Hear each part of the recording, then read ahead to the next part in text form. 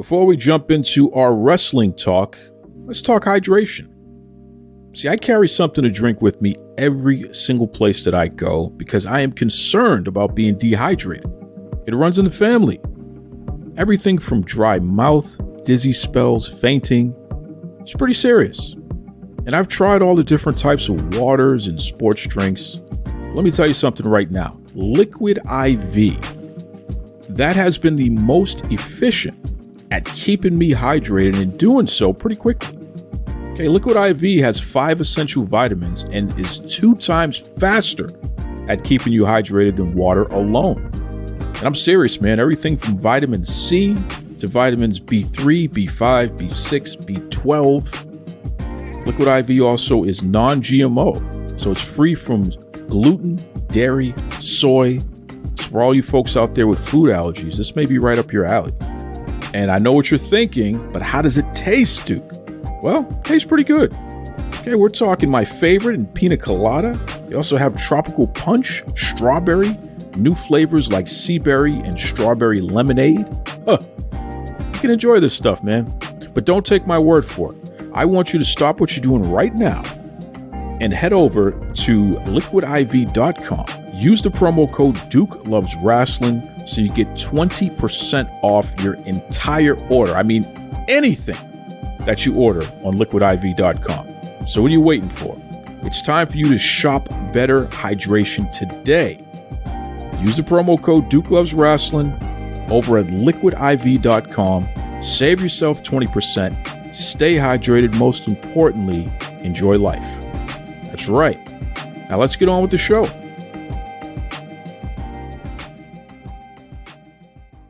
You're locked in. Look at what we have here, folks. To the only show that matters. The cream of the crop. Duke Loves Rasslin. And there is no one that does it better than your host.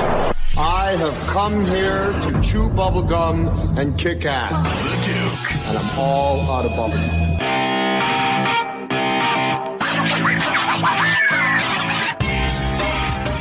My brothers and sisters, happy 7th year anniversary of the Duke Loves Wrestling podcast, the show about pro wrestling and everything else.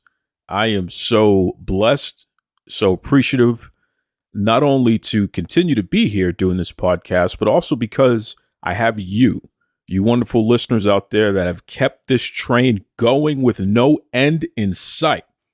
On this episode, we have a fantastic conversation with Roni Big Bang Nicole, which you're going to hear later in the episode. We also have some fantastic well wishes from some of our favorites who've been on the Duke Loves Wrestling podcast through the years.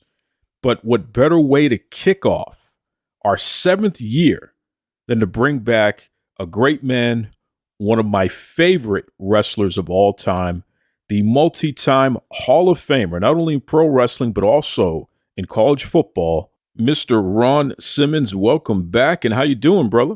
I'm doing great, man. And it's good to be back on the show. Thanks for having me. It's funny. Last year around this time, I had you on the show, and folks really enjoyed listening to us discuss me growing up and really idolizing you and being inspired by you, playing with my Ron Simmons action figures who, like I said, you were always undefeated in the little wrestling ring that I had as a kid. It was really a special episode, man, and I can't thank you enough for being part of it. And speaking of thanking you, I know the folks down in Jacksonville, they thank you for returning once again. You're going to be at the River City Wrestling Con on Saturday, June 10th. Those folks in Jacksonville, they just can't get enough of you, Ron. Well, listen, you know what, man? It doesn't matter about, I know we always have rivalries there in the state of Florida from when I was in my college days with Miami and Florida, but it's all in the same state. So I pull for my Gators and I pull for my Hurricanes when they're not playing my team. So it's always good to come back to see the people in the state of Florida and particularly in the Jacksonville area. And look, I'm looking forward to it. It's always a thrill for me to come back there and to hear them talk about the days of when I was playing football. So you know what? I get more of a kick out of it than they do. One of the best parts about the River City Wrestling Con is the fact that it truly is a family-friendly event. I mean, you have everyone from the youngest of children, babies, parents, grandparents. I mean, literally there's something for the whole family there. I wonder, Ron, does it surprise you that so many of these young children not only know who you are, but are also big fans of yours? It doesn't surprise me to a degree because their parents have grown up. Some of them have, been along my age or kids when they were watching me play football and throughout my wrestling career. So they've seen what I what I always like to say, who they consider to be, great athletes or good athletes. And I hope they put me in that category and they pass that on to their kids. So, once they go back and if they see those things and it some way touches them and inspires them, and which I hear all the time from the young kids. So, that, man, to me, it makes everything that I've done worthwhile. So, it's surprising to me in some respect, and then it's not, because that's what inspired me as far as when I was growing up, to be inspired by someone that they looked up to, and I'm glad to be that person.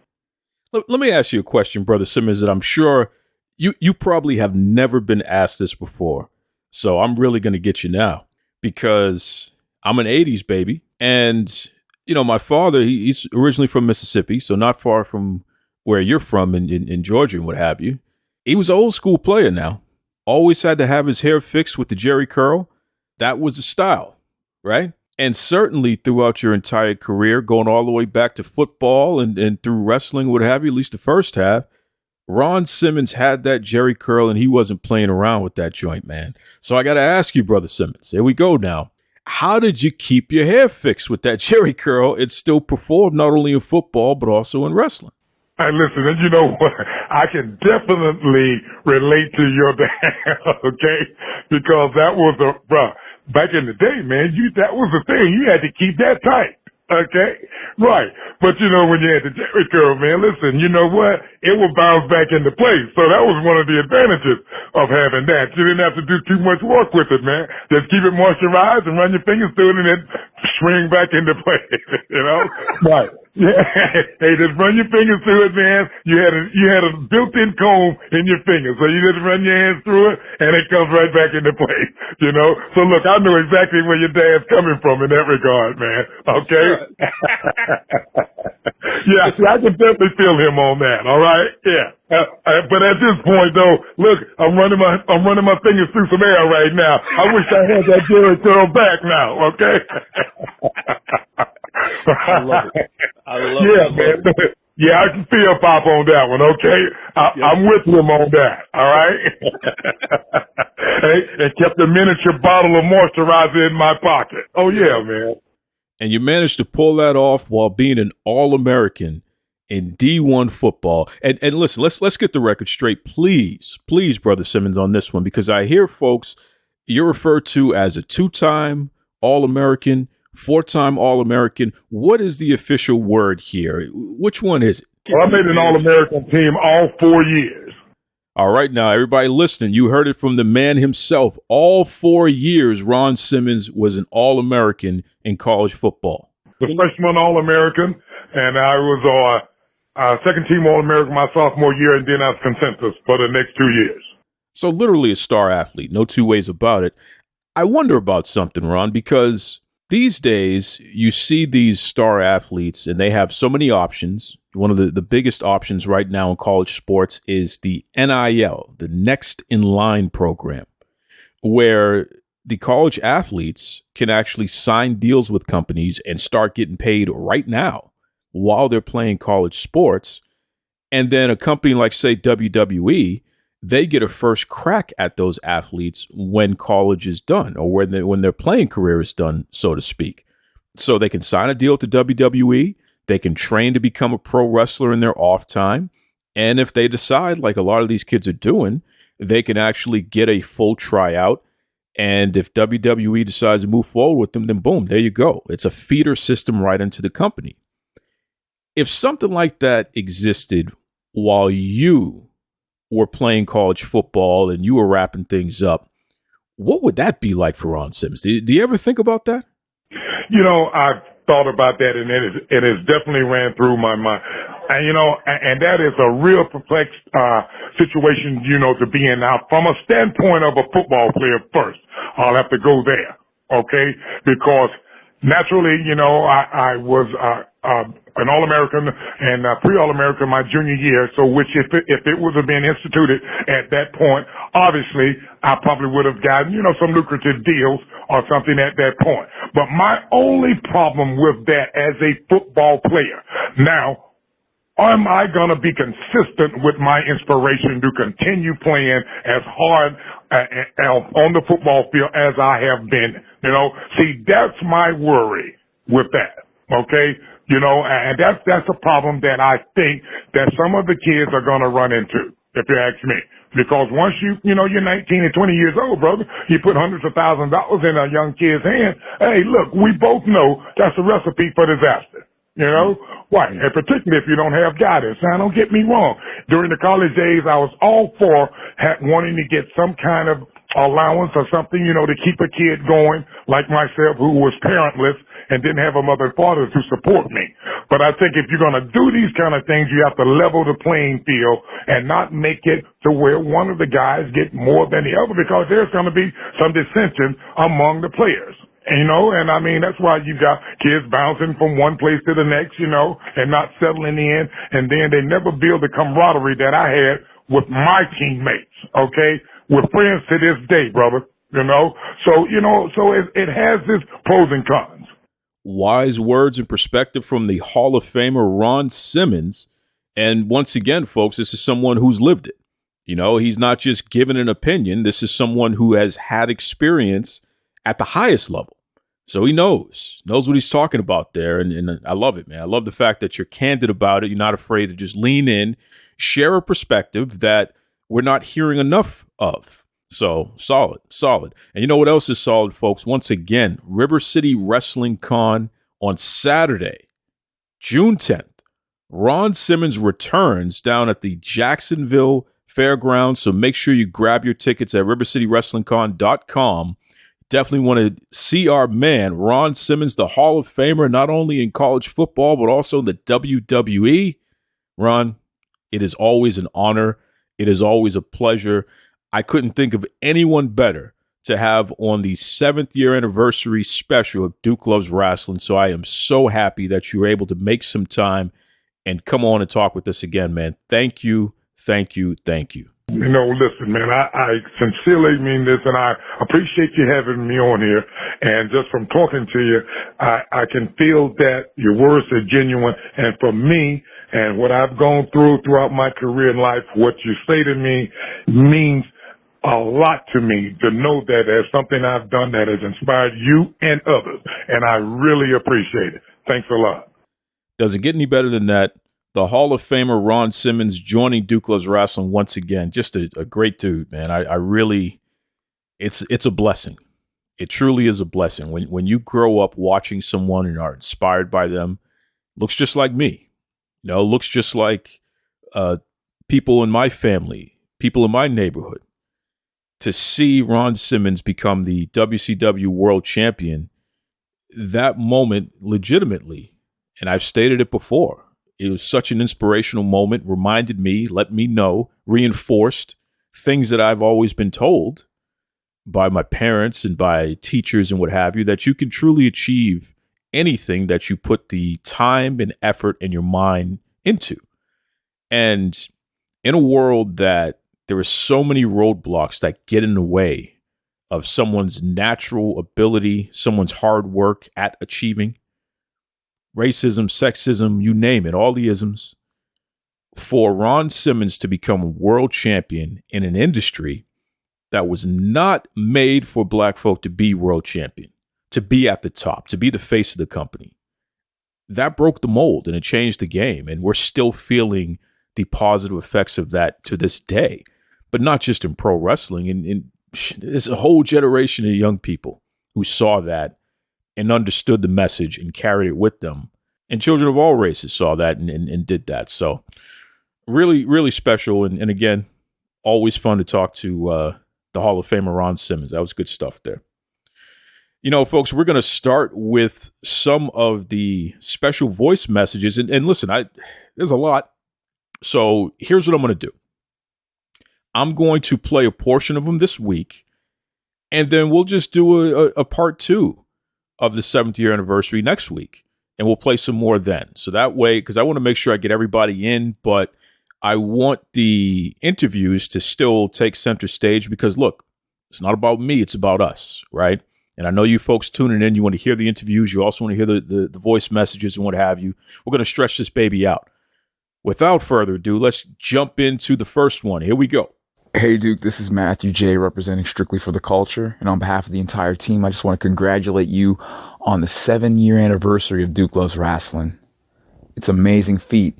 7 years of success. 7 years of excellence without the use of paywalls, chicken thighs, or burner accounts. That's tremendous, and that definitely needs to be applauded. You know, in this genre of podcasting where everybody's doing the flippy dippy peanut butter skippy material, it's great to see that someone such as you has been able to keep both feet on the ground while keeping the rest of us on point. Thank you for what you're doing, Duke. Congratulations. And again, I look forward to the continued success in year 7 and all the years to follow. Keep up the great work, brother. We're cheering for you. God bless. That was Matthew from Strictly for the Culture. Listen, first of all, thank you very much for a fantastic message. And I assure you, there will be no flippy dippy peanut butter skippy when it comes to this podcasting over here, Jack. And certainly no chicken thighs were mishandled in any of these episodes. There's no burner accounts. You know, I'm not begging anyone to call me so I can say a bunch of negative things to them, like our paywall Jesus and that flock of folks. For some reason, that seems to be their sort of thing. But listen, Strictly for the Culture, fantastic brand. I encourage everyone to check out Strictly for the Culture. Talk a lot about them, interact with them on Twitter often. Just really great folks, man. A great line of T-shirts and hoodies and what have you, mugs, you name it. They got everything, calendars, Strictly for the Culture. You got to check them out. Check them out on Twitter. Google them, the whole 9 yards there. But Matthew J is doing a great job. Keeps me motivated, man, and just a really fantastic person. Has an audience of people from all different walks of life, all races, all genders, all religions, what have you. Although it's strictly for the culture, what does that ultimately mean? What is your culture? What is my culture? What is our culture? You know, we can represent who we are, be true to ourselves, and still find a way to come together. And that's exactly what Strictly for the Culture is all about. So kudos to my brother Matt, and thank you for the fantastic message. We stay top shelf over here. No skinny jeans that we need to pull up here, Jack. It's just top shelf. We leave the flavored malt beverage out. That's right. Hey, Duke Loves Wrestling fans. It's Vicky Dreamboat. And Alexi Suplexi. And we just wanted to say happy 7th anniversary to Duke Loves Wrestling. Duke, you are awesome. Have most happy, glorious, revolutionary anniversary of podcast. Yeah, agreed. Now, that is a really cool message from 2 really cool pro wrestlers, comedians, great folks, and soon-to-be parents. Congratulations to Vicky Dreamboat and Alexi Suplexi. They got a little bundle of joy on the horizon there. And I just tell you, I really enjoy interacting with the both of them. They had great interviews on Duke Loves Rasslin. I love their wrestling. You know, I think that there's something to be said about 2 people who find a way to make it work together across industry. It's awesome and really fun. So you get a chance to check out Vicky Dreamboat and Alexi Suplexi, 2 great wrestlers, great comedians, great people. So thank you again. I guess we're in the international portion of our well wishes, and we're going to keep this train going. Let's go to England right now. What's going on over in England? This is Zero from Zero News. I just want to congratulate Duke on 7 whole years of Duke Loves Wrestling. And here's to another 7 years. Wow, Duke, I just want to say a huge congratulations on hitting 7 years of your show. you have officially become 7 years old. So shout out to the Duke Loves Wrestling podcast. I have been on the show, so if you have not heard my episode, my name is Sophia. You can also find me on Instagram at Vocal Minds with Sophia, Twitter, Vocal Minds with Sophia, and I'm on Twitch too at twitch.tv/Sophia. I don't want to make it about myself, so I just want to say congratulations, Duke. This is huge, this is major, and make sure you go out and celebrate with some good food or, drinks, whatever you prefer. And congratulations once again, man. This is incredible, honestly. Now, how fun is that? First of all, thank you, Zero News. The guy that's taken over pro wrestling media one step at a time, still in the game, still making it happen despite a lot of folks, especially Paywall Jesus, creeping up trying to shut him down. You can't stop a stepper, though. Don't forget that there. So thank you, Zero News. And Sophia, oh my God, Sophia V from the Vocal Minds with Sophia V podcast and Twitch and all that good stuff there. Just one of my favorite people in the entire IWC universe, so to speak. Just a really, really fantastic person, sharp, very well connected. She is one of the better interviewers out there. And not just on pro wrestling stuff. I mean, she really does a very good job and attracts a wide range of fantastic guests on her show. I mean, goodness gracious, she went from having a guy who was like the head of the Secret Service, the Secret Service. And then another episode, she had Carol Baskin on the show. Tiger King. Carol Baskin was on Sophia's show. So that just gives you a little hint at the type of people she's able to attract, and it's because she puts out a great product. So thank you, Sophia. You still owe me a Greg's sausage roll. If I ever make it over to the UK, that's what I want. That's right. Can we call it the UK anymore? Are we, with Brexit and all this stuff, I don't even know what the proper way to do this is. Is it the UK? Is it just England? What's going on here? All I know is I'm in Boston. We did kick you guys out, although we're friends now. So I don't know what's going on here, but I got to figure this out. I don't want to continue to call you the wrong thing because I can't have problems. I know that with Charles becoming king now, he's going to be tightening up the reins, and I got Jamaican heritage and stuff, and you know how they are with us over there. So I got to be careful here. So I want to know. Somebody let me know. Is it improper to refer to England as being part of the UK going forward? Please let me know. I apologize for my ignorance, but at least I'm asking. Anyway, let's bring it back to the United States here. Who's up next? Hey, buddy. It is Noah Kinsey from the Coffee Time Podcast with Noah Kinsey, and I can't believe we've had 7 years of your podcast. That is remarkable. I don't know where you find the strength, the stamina, the patience to be doing what you do, but all I have to say is just keep going, man. It is so inspiring, refreshing, motivating to listen to you speak your truth and just really put things out there and make people think. So my hope is another 7, 14, 21, 28, all factors of 7. So many years I want you to continue this show, and I will definitely be listening because, quite honestly, we need to, Duke.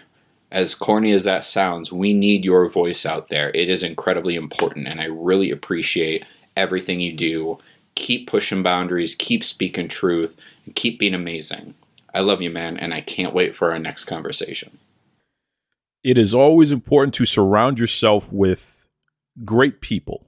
People who motivate you, who help guide you, let you know when you're going too far and encourage you to keep going when you're in the right direction. And certainly Noah Kinsey is at the top of that list. Fantastic thought partner, great person, someone that I'm very proud to call a friend. Thank you so much, Noah. And listen, Coffee Time Podcast with Noah Kinsey on iHeartRadio. Folks, you got to check it out. Noah has anyone and everyone on his show. He's very much like myself. He will interview anyone. And the conversation is just through the roof. It is so interesting to hear the types of questions that Noah asks. And I always find myself saying, damn, I wish I asked that question.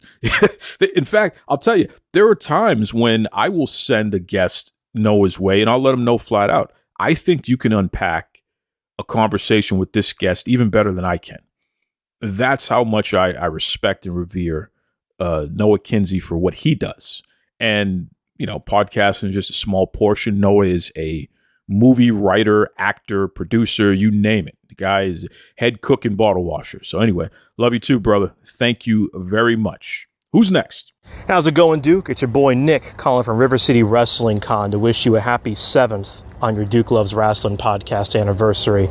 I mean, you deserve all the props, man. You've gone through so much to keep the ship afloat, and despite all the stuff you've gone through, you still have a banging podcast out every single week.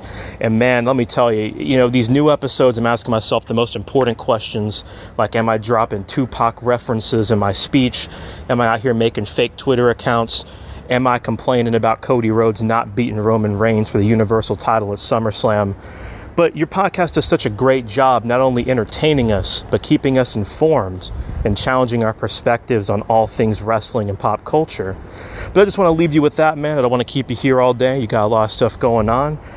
But hopefully you'll make it out to Jacksonville pretty soon. But in the meantime, you have a good one, man. And thank you for everything you've done for me. Thank you, Nick from River City Wrestling Con. I'll tell you, young entrepreneur, making it happen, pulling together the biggest names in pro wrestling for his pro wrestling convention. And it's special.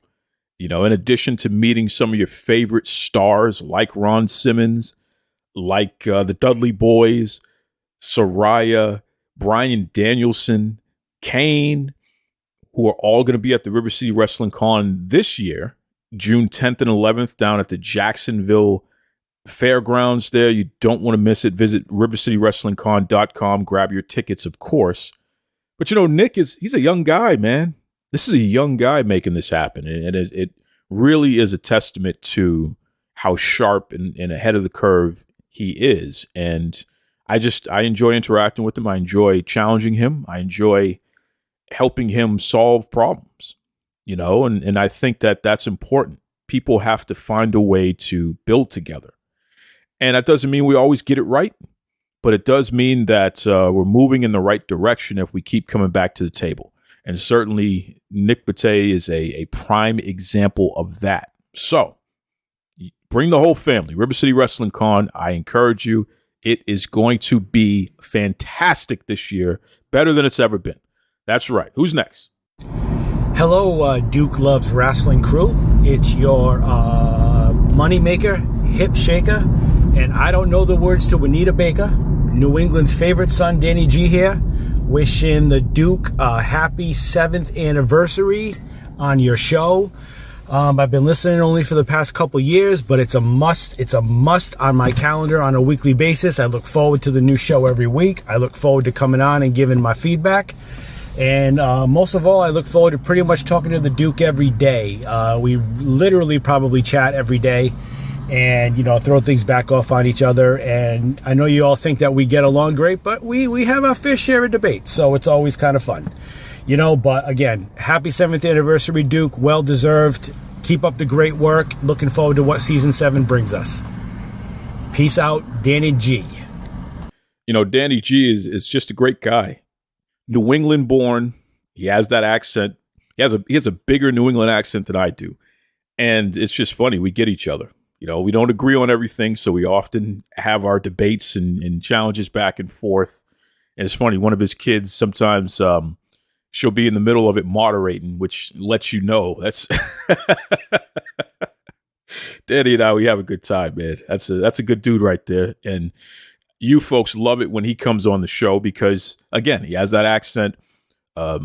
He brings a sports talk element to the show whenever he's on, which is really, really special because, Danny's just a regular fan. He may not know all the nuts and bolts of this and that and all the facts and figures, but he knows what he sees and he knows what he likes. And he's a consumer who can articulate how he feels about what he sees and what he likes and what he doesn't like. And that's important. So it's always special when Danny comes on the show because the dude just knocks it out of the park. So thank you, my brother, my friend, Danny G. All right. We got, Let's do one more and then we'll get to our conversation with Roni Nicole. But let's get one more voicemail in before then. Duke, it's wrestling media's bad boy, the great Brad Shepard. At It's B Shep on Twitter. That's BESHEP. And of course, my podcast and Patreon allow me to apologize, where ironically, I won't be doing any of that. 7 years of showing wrestling content creators how it's done on Duke Loves Wrestling. That's incredible.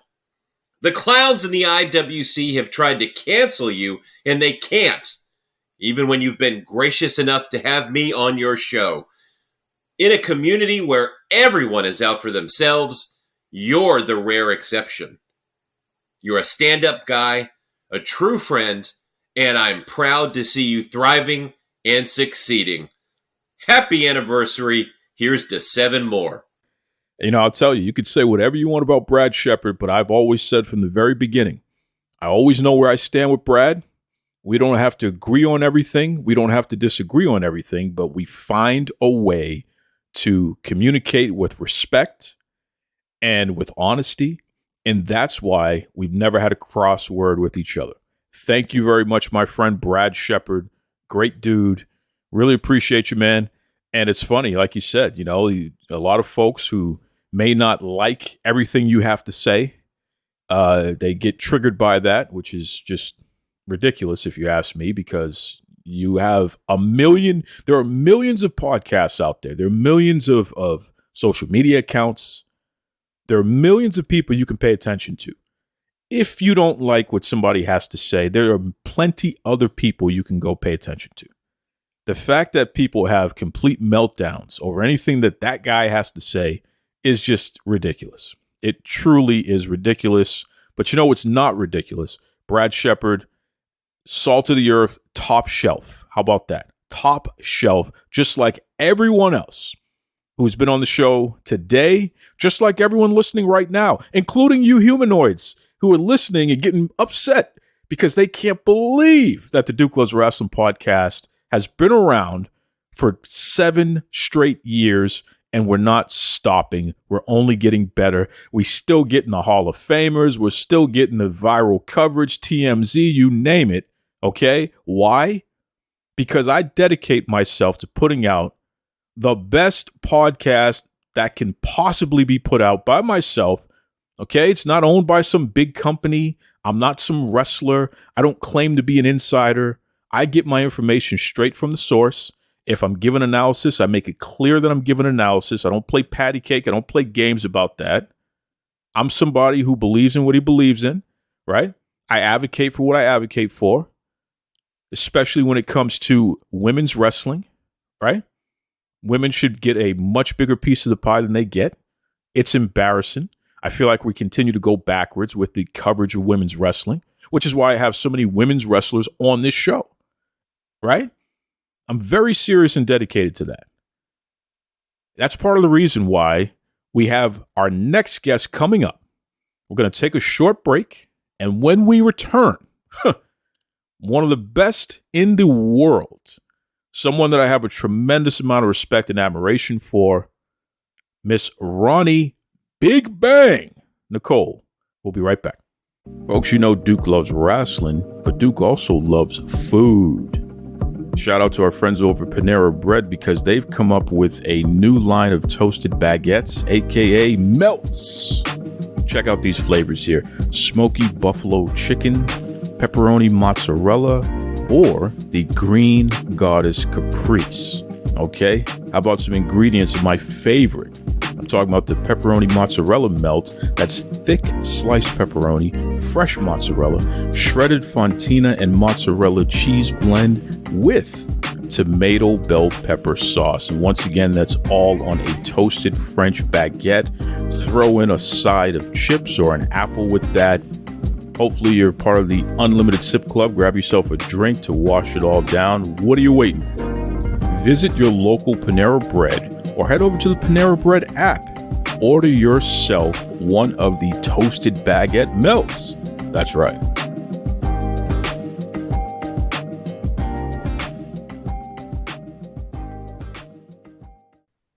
Brothers and sisters, they are back. We're talking about uncanny attractions, drags, and drop kicks. Legitimately one of the most exciting events of the year. You're going to see drag shows. You're going to see a lot of pro wrestling, great food, a great time for all. Okay, head over to Uncanny Attractions social media, either on Facebook or on Twitter. They got all the information if you want to go live and grab your tickets. It'll also be on the Title Match Network. So that's pretty cool. What I'm most excited about is our girl, Big Bang Roni Nicole. That's right. She's going to be in the main event against Sumi Sakai. My goodness, you talk about a banger, potential match of the year candidate already. Hasn't even happened yet, and I'm already predicting this. Roni Nicole, talk to me about this. You know, the main event against Sumi? Listen, first of all, first main event, okay? So that's big at Uncanny. Although we both know I've main evented around the world. But yes, first main event against Sumi Sakai, and you know she's retiring. So this is like a big deal because she's only doing a limited amount of matches on her retirement tour. And I am so glad that Uncanny was able to get her in because I'm pivoting in Uncanny. I'm leaning more into the Joshi Queen Supreme, that going back to that Kawasaki Killer that I was, really going back to my roots of Japan. And so my goal is to start a Joshi pretty much championship circuit within Uncanny and wrestle all international Japanese wrestlers. And so Sumi is top 8 of women I've wanted to wrestle. So yeah, I'm very, very nervous. I'm not gonna lie. But I'm also very, very excited. And it's so crazy because I've been connected to Sumi indirectly for so long. Well, at least in Japan, because she, you know, is a judo maven, okay, jujitsu, judo, all the stuff, right? Mixed martial arts out the wazoo. So Megumi Yabashita, they're like senpai kohai relationship somewhat. She's the one who encouraged me to start wrestling, but I had wrestled her multiple times, and she like kind of became my senpai when I was in Japan. Like she and I had so much fun together. And then when she came into wrestling, Sumi trained under Jaguar Yokota, right? And Jaguar Yokota was my senpai at Deanna Dojo. I was the one who did her laundry, and like she wouldn't let anybody else like mess with her stuff. You know, like I set up her stuff and everything for the shows that she was on for Deanna. So it's so crazy that we were, you know, in the same like kind of extended family wrestling tree over internationally speaking. So it's like, it's been a dream of mine for so long, especially, you know, her being the first Ring of Honor or Women of Honor champion. Like, it's a big deal. I'm preparing. Like, I am actively preparing. I actually just got back from Florida. And I had 7 crazy matches down there. I'm training every day. I'm working out every day. I'm trying to make sure that I'm at my best so that I can give Sumi one of the best matches that she will have on her retirement tour. You know, it's crazy because you legitimately have wrestled all over the world, you know, not just all over the United States of America, but goodness gracious, you wrestled in China. Shout out to our friends at Middle Kingdom Wrestling. You wrestled all the way in China, of course, Japan. Yeah. You're an international superstar. There's no question about that. And people know when Roni Big Bang Nicole is on the card, they're going to get a hard-hitting, what some folks would call strong style. They're going to get a real match. They're not going to get flippy-dippy, peanut butter skippy nonsense. They're going to get a real match. and something that we're not used to in the United States when it comes to women. You know, a lot of folks want to force women into this box where they're just shaking their butt, or they're just, you know, playing patty cake, but not really getting into it. But when it comes to Roni Big Bang Nicole, you're there to fight, right? Right. I mean, and I want to preface this by saying that at no point am I ever unsafe. Okay. Now, there was a situation with a certain second generation wrestler who attempted to besmirch my name and career very early in the Northeast, saying that I was, when in actuality, she was the one who shot on me. But I was trained to protect myself and to always protect my opponent, right? And in order to tell a good story, it has to look real. And so the areas of the body that can take more impact and more damage, yes, those are safe areas to be snug or tight or a little more intense upon. No one wants to walk away hurting, obviously. And I don't know too many people who have wrestled me that have said, the next day or whatever, they're hurting, they can't get up and do it again, because that's the point. We want to go into these matches, tell a fantastic story, do the good business, entertain the fans, and then go the fuck home. We don't want to be limping around. You can't go to whatever your shoot job is or take care of your kids or, go do whatever you want to do with your life because you had such an intense, terrible match. Nobody wants that. But in Japan, it is a stronger style.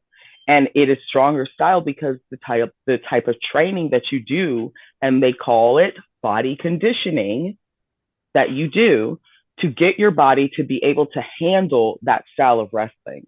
So no, when I first got there, I couldn't handle it because my body was not conditioned to do so. But by the end of my first tour, I had been completely retrained and I understood, and my body had adapted to that style. So coming back, I didn't change what I learned because also that training really saved my body. I know that training has changed a lot here in the States, especially when it comes to when you're down, at NXT and getting trained for the big brands. But like, I was trained old school. The rings that I trained in were not very padded. And so it was really hard to, you're taking bumps, you're having face bumps, flare style that don't necessarily protect your body. But for whatever reason, that's the style we're being trained. Or like ass bumps where you're completely smashing, your whole self and your spine and not being taught how to take these bumps in a way that it protects your spine and your skeleton and your freaking vital organs, right? So why would I go back to wrestling that way when I return to the States? So I love the fact that I had the privilege to train in Japan and stay as long as I did, because now everyone's like, oh, Japan tour. And I'm like, these are not tours, baby. 1 month is not a tour. Like the real tour is when you actually get there and they retrain you and you actually learn the business and learn the style and you get to adapt to the culture of the country. And I understand COVID, and financial matters have changed a lot of what has been done. And I will also say that the behavior of some of the foreign wrestlers has affected the way that we have been viewed and how long people are invited to stay as well. But when I'm in the ring, I want to tell that most authentic story. I want to show the realism. Lou Marconi, one of my trainers, always told me, show the fight. And I always kept that in the back of my mind because isn't that what we're here to see? That struggle, that back and forth. And in Japan, it's not just the heel is dominating the baby. The baby is actually, it's kind of more of a back and forth exchange because the baby is expected to give everything they have until the very end. That's why Japanese matches have so many falls and are so impactful, because they're showing that this baby is tenacious. They will not give up. Here in America, that old school style has more of the baby has to show, being worn down to gain that sympathy. Whereas in Japan, those babies are going to come and drop kick you in the face if you're sitting on that bottom rope. And if that's what they got for right then, that's what you're about to get, And so you got to be prepared in the psychology of the match as well as physically to be able to take that. And I just connected with that so much while I was there. And I still do, because as a story, that's what everybody likes to see. And it always blows my mind that people don't invest in the story, because that's what got you invested in Endgame. That's what got you invested in Civil War. Y'all wanted to see Tony and Steve fight. Like, nobody cared about fucking Sokovia Accords. Y'all wanted to see them motherfuckers fight. Y'all liked that triple threat match that they had with Bucky and Steve and fucking Tony. Come on, man. It's storytelling. So if I'm out here as 275, okay, of Yamagata ramen, and I'm giving these pity patty strikes, like, what does that make me look like? A fool. And I'll tell you what, Big Cheryl did not raise no fool. So I don't know what to tell you, Duke. And it also bothers me for some of the wrestlers who get in and don't understand that your body can take a significant amount of impact, not unsafe impact, but significant amount of impact in your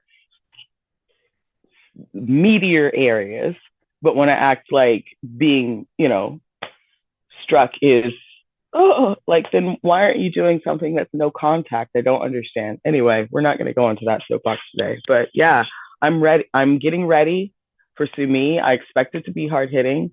I expect it to be a banger and candidate for match of the year, because that's what I'm going for.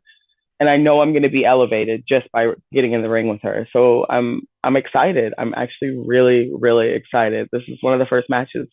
Not that I haven't had great matches in Uncanny, but this is one of the first matches in Uncanny that I'm really genuinely excited for. And that's fantastic. And it makes me wonder, Ronnie, because I know your career pretty well. And even with Uncanny, I mean, you were there from the very beginning. I think it goes all the way back to 2018, their first event. So you have seen the evolution of this promotion. And, not to break the fourth wall, so to speak, but I know for a fact that you're someone who behind the scenes has provided a lot of assistance and guidance. And in fact, Lynn, who runs Uncanny, she has stated on the show that you've been a mentor to her and that the promotion really wouldn't be where it's at without all of the efforts that you've put in, not only as a performer, but also as someone who has been, a very valuable person behind the scenes in terms of helping bring in other talent and doing all that needs to be done, that people like myself, we may not know all this stuff, but doing all that needs to be done to make sure that the event is successful. So I got to ask, and I know I'm putting you on the spot here, but why the hell has it taken this long for you to be in the main event? Well, honestly, Duke, I guess you'll have to do a part 2 with Lynn and get her to answer that directly. Because I asked myself that question a few times. And don't get me wrong, I don't help people out of a need to be booked in the main event. I have been a performer and an entertainer my entire life. And when I was in marching band, it was always understood that the 50-yard line was where all the focus goes, right? But I was told by one of my color guard instructors that it doesn't matter if you're on the 50, if you're giving that performance, their eyes will be drawn to you. And that was right every fucking time. Because in most of the cutaways for Bands of America or WGI videos, there's always a clip of me and my performance, even if I'm not on the 50-yard line, or even if I'm not center on the floor when we're doing winter guard performances. So I always know that wherever I am, whether I'm helping behind the scenes or whether I'm in the ring, I'm going to give all of that to you. And I don't ask anything in return, because that's what art is. It's a service. We do this to entertain, to uplift, to give people a few moments of respite out of the monotony and the nihilism that is our white patriarchal, white supremacist capitalist society, right? We all need to get out of that bubble. And Uncanny is not the first place that I have helped behind the scenes, nor will it be the last. But you do start to question after a while when you actively know that there are people who are doing things to work against the best interests of the business or who are putting the owner in a precarious situation, but nothing's being done about it. Nothing's being said about it. They're continuously given a pass or not really, oh, it's just how they are. And it's frustrating. It is fucking frustrating. But at the end of the day, my work speaks for itself, whether that is in the ring or behind the scenes. And you're right. I was there at the beginning of Uncanny. And it was, my journey through Uncanny has been kind of unorthodox because it's one of the promotions that does run semi-consistently in terms of, the same kind of core group of members, right? So certain of the core get a more defined path in terms of what their story is going to look like through the organization. And I have not been afforded that. And so you're right. It is kind of like, main event, Ronnie, because I've been here for a minute. I am one of the more experienced people at Uncanny. If not the second oldest veteran. So it is questionable when you're giving everything behind the scenes and in the ring. It's kind of like, what's going on here? And I don't have all the answers, dude. Sometimes I feel like I have more questions than answers. But I do find that when you are of service and of help, sometimes people, they take that as a sign of you'll always be there and that you're always willing to provide that.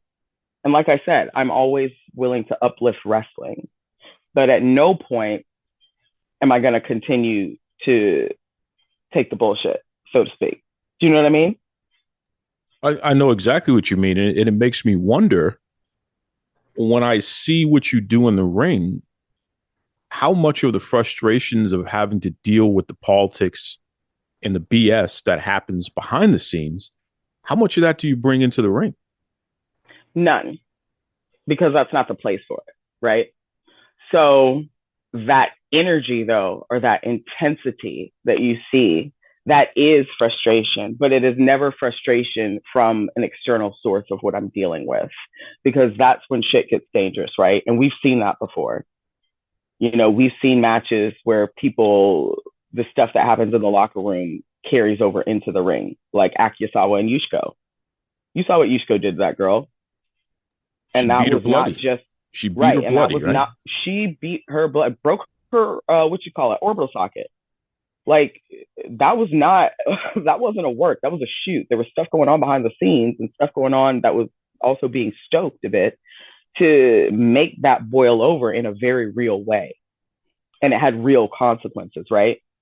And so I was always taught, like, unless you're shot upon, you don't shoot. And that includes in the sense of, even if you're at an organization that things aren't going well and you're wrestling someone who's involved in that, or, the office is putting you in that predicament, you do not take those liberties, because it's still somebody's life.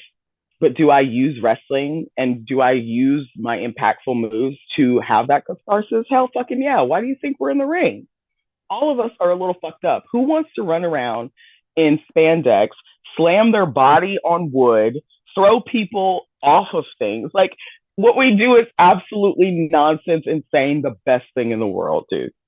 But you have to be a little bit off your rocker to do this, because it's not something that you generally do. Like, we don't actively put ourselves in harm's way. And people who do, they're looked at as thrill seekers, and people kind of give them bombastic side eye. You know what I mean? So as wrestlers, we are storytellers and entertainers who risk our lives for the thrill and for the catharsis of feeling that it gives us, right?